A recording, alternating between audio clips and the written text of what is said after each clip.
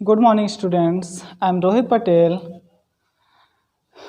पिछले वीडियो में जो मैंने क्लास 11 और 12 के लिए बनाया था उसमें मैंने आप लोगों को प्रेजेंट कॉन्टिन्यूअस टेंस में डायरेक्ट और इनडायरेक्ट स्पीच के बारे में बताया था, जिसमें हु से आरंभ होने वाले वाक्य तथा हुम से आरंभ होने वाले वाक्यों के बारे में बताया था। यानी कि जब हमारा रिपोर्टेड स्पीच हु या हुम से आरंभ हो तो उसे हम इनडायरेक्ट स्पीच में कैसे बदलेंगे और उसमें हम कंजक्शन का कैसे प्रयोग करेंगे। ठीक है, आज हम बात करेंगे प्रेजेंट कॉन्टिन्यूअस टेंस में ही जब हमारा reported speech which, whose, how many तथा हाउ मच से आरंभ हो तो उसे हम इनडायरेक्ट स्पीच में कैसे बदलेंगे।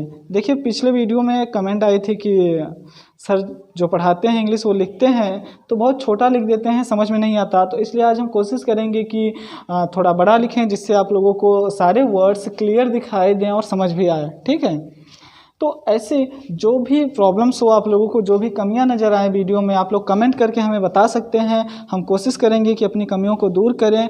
जहां ना समझ में आए वहां भी आप लोग कमेंट करके बताइए, तो हम उसे ज़रूर सॉल्व करने की कोशिश करेंगे। जो भी प्रॉब्लम हो ज़रूर कमेंट कीजिए, वीडियो को देखिए, ज़रूर कमेंट कीजिए। अगर अच्छा लगे तब भी कमेंट कीजिए, और कहीं कोई प्रॉब्लम समझ में आए, कहीं अक्षर ना समझ में आए, या कहीं आप लोगों को टॉपिक ना समझ में आए, चेंज करना ना समझ में आए, तो वहाँ भी आप लोग कमेंट करके हमें बताइए। हम उससे दोबारा से कोशिश करेंगे आप लोगों को समझाने की।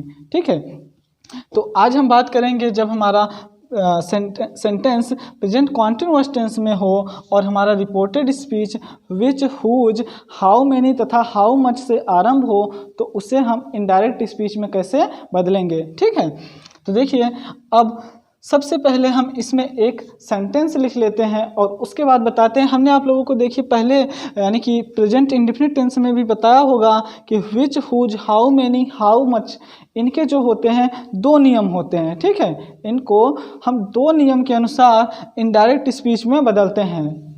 तो अब देखिए, हम इसके दोनों नियम पर आज बात करेंगे और दोनों नियम का आप लोगों को एग्जाम्पल दिखाएंगे, समझाएंगे कि कैसे हम पहचानेंगे कि इसमें कौन सा नियम लगाएं। ठीक है, तो सबसे पहले एक एग्जाम्पल लिखते हैं।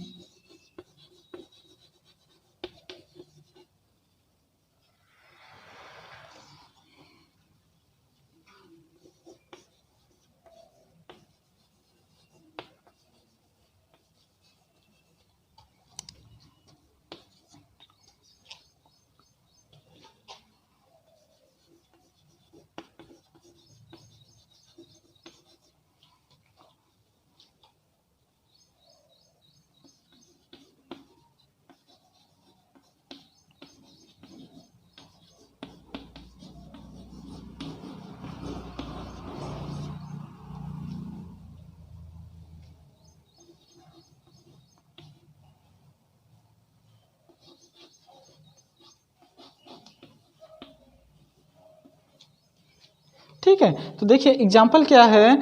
सी said to me comma inverted comma में जो सेंटेंस लिखा है वो क्या लिखा है, which man is not buying a new car for me. ठीक है, यानी कि उसने मुझसे कहा which man is not buying a new car for me, कि कौन सा व्यक्ति मेरे लिए एक नई कार नहीं खरीद रहा है। कौन सा व्यक्ति मेरे लिए एक नई कार नहीं खरीद रहा है। अब इस सेंटेंस को हमें क्या करना है, इनडायरेक्ट स्पीच में बदलना है। तो देखिए, सबसे पहले एज यूजुअल जहाँ तक हम जानते हैं कि अगर सेंटेंस हमारा इंट्रोगेटिव हो, यानी कि कोई भी इंट्रोगेटिव क्वेश्चन वर्ड अगर दिख जाए रिपोर्टेड स्पीच में, तो हम रिपोर्टिंग वर्ब सेड टू को तुरंत आस्क्ड में बदल देते हैं। तो हम क्या लिखेंगे, सी आस्क्ड। उसके बाद हम मी का प्रयोग कर देंगे। देखिए, इसमें क्या है, विच, हुज, हाउ मेनी और हाउ मच का रूल होता है कि ये जहाँ कहीं भी आते हैं अपने साथ एक नाउन जरूर लिए होते हैं। यानी कि जब भी किसी सेंटेंस में आते हैं तो इनके साथ एक नाउन जरूर लगी होती है। ठीक है, तो जहाँ भी हम उसको चाहे किसी भी सेंटेंस में बदलें, चाहे एक्टिव वॉइस पैसिव वॉइस में बदलें, चाहे डायरेक्ट और इनडायरेक्ट स्पीच में बदलें, उसके साथ जो नाउन होगी उसे हम उससे अलग नहीं कर सकते, उसके साथ ही लिखेंगे। तो ठीक है, तो बताया गया है जब WH टाइप इंट्रोगेटिव सेंटेंस हो तो हम उसी को, जो हमारा क्वेश्चन वर्ड होता है, उसी को एक इनडायरेक्ट स्पीच में बदलते समय क्या करते हैं, कंजक्शन बना लेते हैं, उसी को कंजक्शन बना लेते हैं। तो हम यहाँ क्या लिखेंगे, विच। ही आस्क्ड मी विच, इसके साथ नाउन क्या लगी है, मैन, जो इसके साथ ही लिखी जाएगी, इसको हम अलग नहीं कर सकते, इसको इसके साथ ही लिख देंगे, विच मैन। अब देखिए हमने बताया आप लोगों को which, whose, how many, how much के दो नियम होते हैं। तो हम अभी बात कर रहे हैं इसके एक नियम की, पहले नियम की।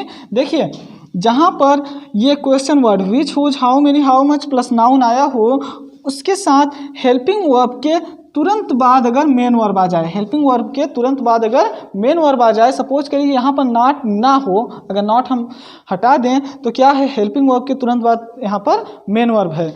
तो इस कंडीशन में हेल्पिंग वर्ब के तुरंत बाद अगर मेन वर्ब आ जाए तो इस कंडीशन में जो हमारा क्वेश्चन वर्ड होता है वही उस सेंटेंस का सब्जेक्ट भी होता है। जैसे हु वाला होता है रूल, हु जो सेंटेंस हु से स्टार्ट होता है तो हु ही हमारे सेंटेंस का क्वेश्चन वर्ड भी होता है और वही सब्जेक्ट भी होता है। ठीक उसी तरीके से ये इस सेंटेंस का क्वेश्चन वर्ड भी है, अब इसे हम कंजक्शन भी बना लेंगे और यही हमारा सब्जेक्ट भी है। तो अब इसी के अकॉर्डिंग हम इसको पास्ट कॉन्टिन्यूअस टेंस में इनडायरेक्ट स्पीच में ट्रांसलेट कर देंगे। तो क्या होगा, विच मैन, इज का क्या हो जाएगा, मैन सिंगुलर नंबर है तो इसको हम सिंगुलर नंबर में ही रखेंगे, और पास्ट कॉन्टिन्यूअस टेंस में सिंगुलर नंबर के साथ हेल्पिंग वर्ब वाज का प्रयोग होता है तो हम क्या लगा देंगे, was. Which man was not, उसके बाद बाइंग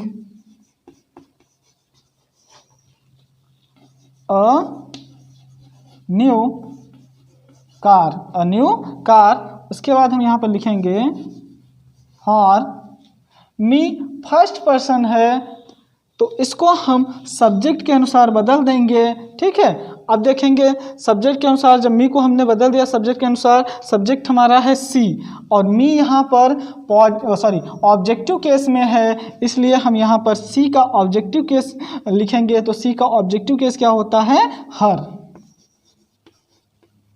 ये सेंटेंस आपका इनडायरेक्ट स्पीच में ट्रांसलेट हो गया है। She asked me which man was not buying a new car for her. ठीक, हमने आप लोगों को बताया कि which, whose, how many, how much में हम कैसे पहचानेंगे कि इसमें कौन सा रूल लगेगा। ठीक है, हमने बताया यदि हेल्पिंग वर्ब के ठीक बाद ये question word which, whose, how many, how much आया हो वाक्य में और उसके बाद हेल्पिंग वर्ब लगी हो और हेल्पिंग वर्ब के तुरंत बाद अगर मेन वर्ब भी लगी हो, हेल्पिंग वर्ब के तुरंत बाद अगर मेन वर्ब लगी हो तो वहाँ पर हम तो उस सेंटेंस में हम जो हमारा क्वेश्चन वर्ड होता है उसी को हम सब्जेक्ट मान लेते हैं। राइट, अब देखिए इसका हम दूसरा रूल आप लोगों को बता रहे हैं, फिर ये सेंटेंस आसानी से समझ आएगा कि इसको हम कैसे करते हैं।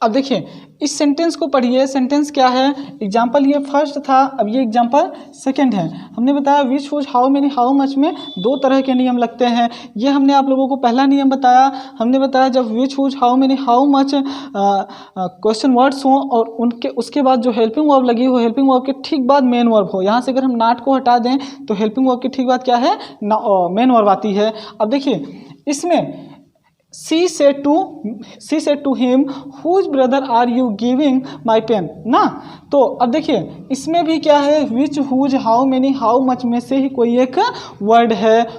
which, whose, how many, how much में से इसमें क्या है, whose है। और देखिए इसमें हेल्पिंग वर्ब है, हेल्पिंग वर्ब के तुरंत बाद, हेल्पिंग वर्ब के तुरंत बाद देखिए मेन वर्ब नहीं है, बल्कि उसके बीच में क्या है, ये हो गई आपकी हेल्पिंग वर्ब और ये हो गई आपकी मेन वर्ब। इसके बीच में आप देखिए यहाँ पर क्या है, आपका सब्जेक्ट है, इसके बीच में क्या है, आपका सब्जेक्ट है, जबकि यहाँ पर हेल्पिंग वर्ब के बीच में सब्जेक्ट नहीं है।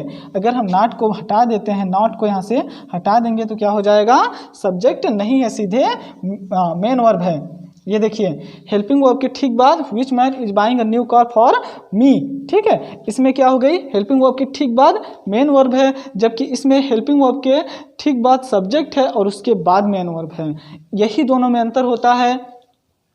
तो जब यदि हेल्पिंग वर्ब के ठीक बाद मेन वर्ब आ जाए तो हम क्वेश्चन वर्ड को ही क्या करते हैं, सब्जेक्ट बना लेते हैं, और यदि हेल्पिंग वर्ब के बाद सब्जेक्ट आ जाए तो उसमें हम क्वेश्चन वर्ड को सब्जेक्ट नहीं बनाते हैं, ठीक है।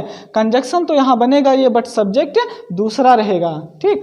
अब देखिए इसको हम इनडायरेक्ट स्पीच में बदलेंगे तो क्या हो जाएगा, सी asked him, she asked him।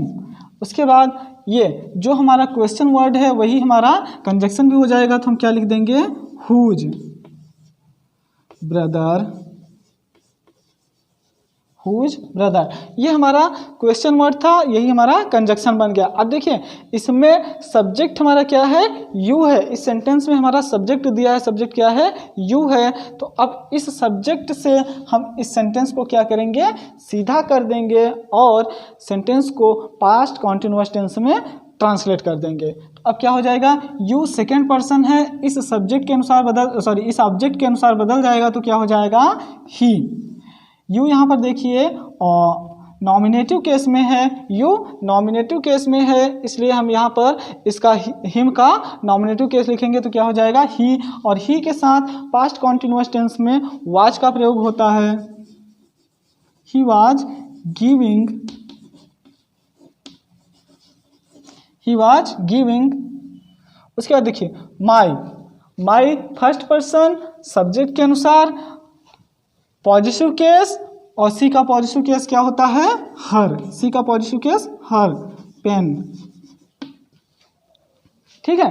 देखिए कुछ लोगों को कंफ्यूजन होता है कि यू का नॉमिनेटिव केस और ऑब्जेक्टिव केस दोनों एक ही होता है, दोनों सेम ही होता है, तो उसे हम कैसे पहचानेंगे कि ये कौन से केस में लिखा गया है, ऑब्जेक्टिव केस में लिखा गया है या नॉमिनेटिव केस में लिखा गया है। तो देखिए हम आप लोगों को बता दे रहे हैं, ये यू, इसी में कंफ्यूजन होता है कि क्योंकि यू का नॉमिनेटिव केस और ऑब्जेक्टिव केस दोनों एक ही होता है, इसलिए कंफ्यूजन रहता है कि हम कहाँ पर यू को ऑब्जेक्टिव केस माने और कहाँ पर नॉमिनेटिव केस। तो देखिए इसके लिए सबसे आसान होता है इसको पहचानना, जहाँ पर यू मेन वर्ब के पहले आए, जहाँ पर यू मेन वर्ब के पहले आए वहाँ पर यू का प्रयोग कौन से केस में होगा, नॉमिनेटिव केस में। जब मेन वर्ब के पहले आए तो यू का प्रयोग नॉमिनेटिव केस में होता है, और अगर यही मेन वर्ब के बाद आ जाए तो यू का प्रयोग ऑब्जेक्टिव केस में हुआ होता है।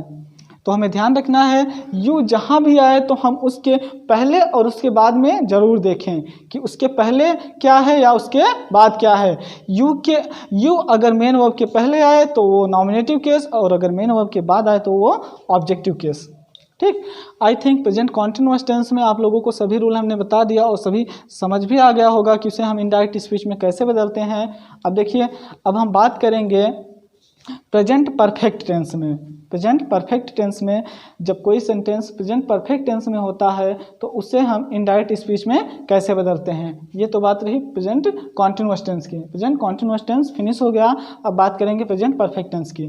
तो देखिए, जब हमारा reported speech present perfect tense में होता है, जब हमारा reported speech present perfect tense में होता है तो उसे हम इनडायरेक्ट स्पीच में बदलते समय पास्ट परफेक्ट टेंस में ट्रांसलेट कर देते हैं।